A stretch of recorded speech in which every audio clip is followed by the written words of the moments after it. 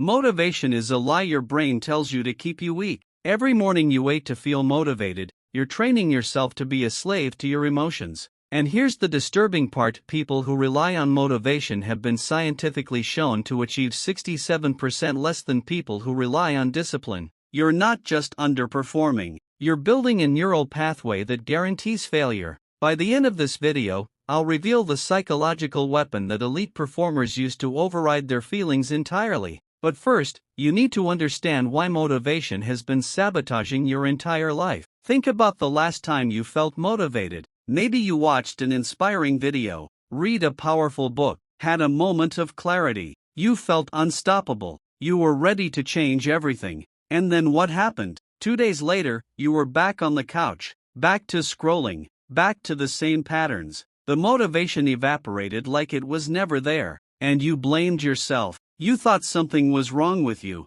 But here's the truth: nothing is wrong with you. Something is wrong with motivation. Motivation is an emotion, and emotions are temporary chemical reactions in your brain. They spike and they crash. Dopamine floods your system when you think about the goal. You feel excited, energized, but dopamine doesn't last. It depletes. And when it's gone, so is your motivation. You're trying to build a life on a foundation that disappears every 48 hours. That's not a strategy. That's self-sabotage. Here's what neuroscience has proven. Your brain doesn't create motivation before action. It creates motivation during action. The feel-good chemicals come after you start, not before. But you've been taught backwards. You've been waiting for the feeling to show up so you can begin. And while you wait, disciplined people are already moving. They're already building. They're already winning. Not because they feel like it, because they decided to. Let me show you what's really happening.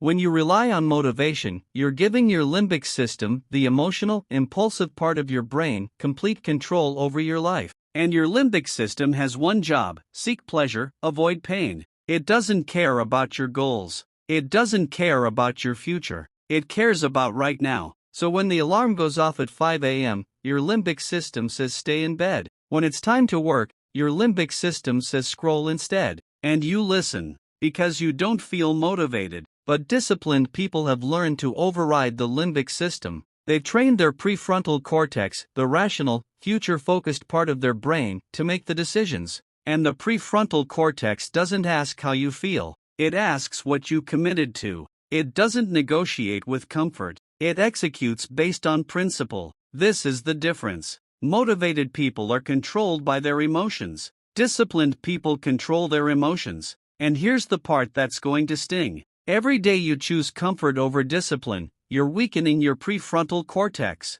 You're literally shrinking the part of your brain responsible for self-control. Brain scans show that people who consistently give in to impulses have measurably smaller prefrontal cortexes than people who practice discipline. You're not just failing to reach your goals. You're physically changing your brain to make future discipline harder. You're locking yourself into a cycle of weakness. Now let me tell you what discipline actually is. It's not about being hard on yourself. It's not about suffering or punishment. Discipline is the decision to honor future you over present you. It's choosing long-term identity over short-term comfort. When you're disciplined, you're saying, I care more about who I'm becoming than how I feel right now. And that decision, that single shift in priority, changes everything. Because here's what most people miss. Discipline isn't something you need. It's something you build. Nobody wakes up disciplined. You become disciplined through repeated action in the face of resistance. Every time you do the hard thing when you don't feel like it, you're building the muscle.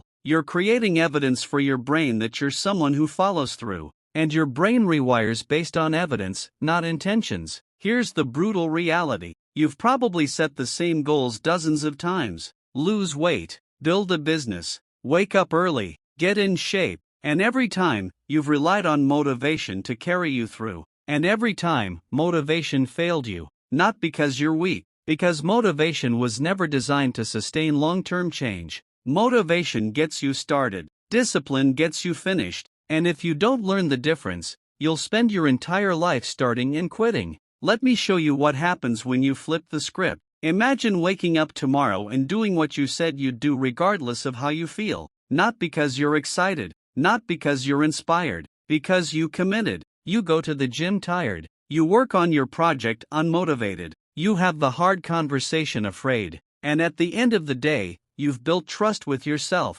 You've proven that your word means something. That's discipline. That's power. And here's where it gets interesting. After about 2 weeks of consistent disciplined action, something shifts. The same actions that required massive willpower start to feel automatic. Your brain begins to expect them. You've created a neural pathway that pulls you toward the behavior instead of away from it. This is how discipline becomes your default. You stop fighting yourself. You stop needing motivation. You just do what needs to be done because that's who you are now. But most people never make it to 2 weeks. Because the first week is hell. Your brain resists. Your emotions scream. Your body begs you to stop. And you think this means discipline isn't working. But it's the opposite. The resistance is proof that you're rewiring. You're breaking old patterns and installing new ones. And your brain hates that. It wants the familiar. It wants the predictable. So it floods you with discomfort to make you quit. And if you quit, you teach your brain that resistance wins. That discomfort gets to decide. Disciplined people have learned to see resistance differently. They don't interpret it as a stop sign. They interpret it as a marker that they're on the right path. The harder the resistance, the more important the action. So they lean into it. They use the discomfort as fuel. And on the other side of that discomfort is a version of themselves that no longer needs to fight. Because discipline has become identity. Now here's the distinction that changes everything. Motivation says I'll do it when I feel like it. Discipline says I'll do it especially when I don't feel like it. Motivation waits for the right conditions. Discipline creates the conditions. Motivation is a passenger. Discipline is the driver. And if you're serious about changing your life, you need to fire motivation and hire discipline. Let me give you the framework. Discipline operates on 3 principles: consistency, commitment, and discomfort. Consistency means you show up every single day, not when it's convenient, every day. Commitment means you decide in advance what you're going to do and you don't renegotiate in the moment. Discomfort means you accept that growth requires pain and you stop running from it. These 3 principles are non-negotiable, and if you violate any of them, discipline collapses. Here's what this looks like in practice. You decide tonight that you're waking up at 6 a.m. tomorrow to work on your goal. That's commitment. When the alarm goes off and you don't feel like it, you get up anyway. That's discomfort. You do this every single day for 30 days. That's consistency. And at the end of those 30 days, you're a different person. Not because you felt motivated, because you were disciplined. But here's the trap most people fall into. They try to be disciplined in every area of their life at once. They want to wake up early, work out, eat clean, build a business, read every day, meditate, journal, and they last 3 days before they burn out. Because discipline isn't infinite.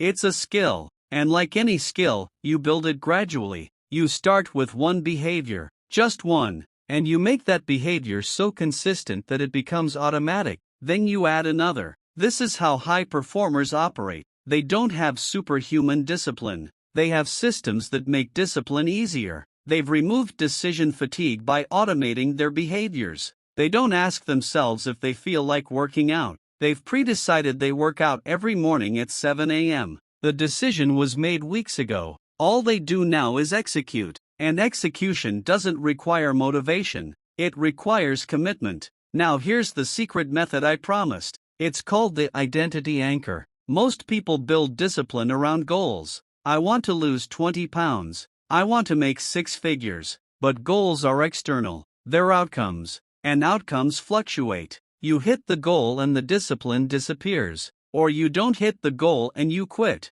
Either way, discipline dies. But if you anchor discipline to identity, it becomes permanent. Here's how it works. You stop saying, I want to work out. You start saying, I am someone who works out. You stop saying, I want to build a business. You start saying, I am a builder. The shift from wanting to being changes everything. Because now discipline isn't about achieving a goal. It's about honoring who you are. And identity is non-negotiable. You don't skip workouts when you're someone who works out. You don't procrastinate when you're a builder. The action becomes an expression of self, not a task to complete. And here's what happens when you make this shift. Discipline stops feeling like a burden. It starts feeling like integrity. You're not forcing yourself to do hard things. You're simply being consistent with who you've decided to be. And every time you act in alignment with that identity, you strengthen it. Every time you act against it, you weaken it. Your brain is constantly asking, "Who am I?" And it answers based on your most recent actions.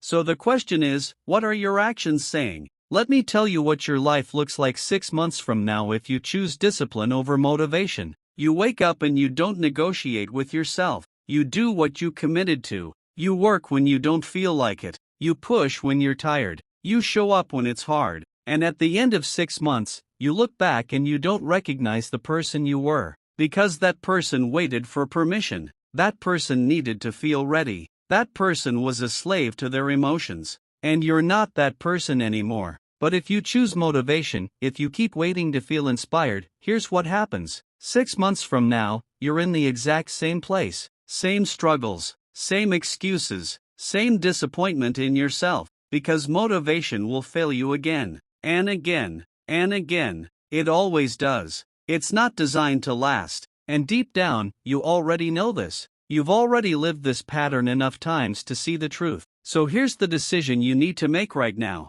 Are you going to keep lying to yourself that motivation is coming? Or are you going to accept that discipline is the only path forward? Are you going to keep waiting for the right moment? Or are you going to create the moment through action? Because I promise you this, the life you want is on the other side of disciplined action, not motivated action, disciplined action. Tonight, you're going to do something different. You're going to choose one daily behavior that moves you toward who you want to become. Just one. And you're going to commit to doing it every single day for the next 30 days. Not when you feel like it. Every day. You're going to pre-decide when and where it happens. And when the moment comes, you're not going to ask yourself how you feel. You're going to execute. And here's what you'll discover. The first week will be brutal. Your brain will fight you. Week 2, the resistance softens. Week 3, it becomes routine. Week 4, it becomes identity. And by day 30, you won't need this video anymore.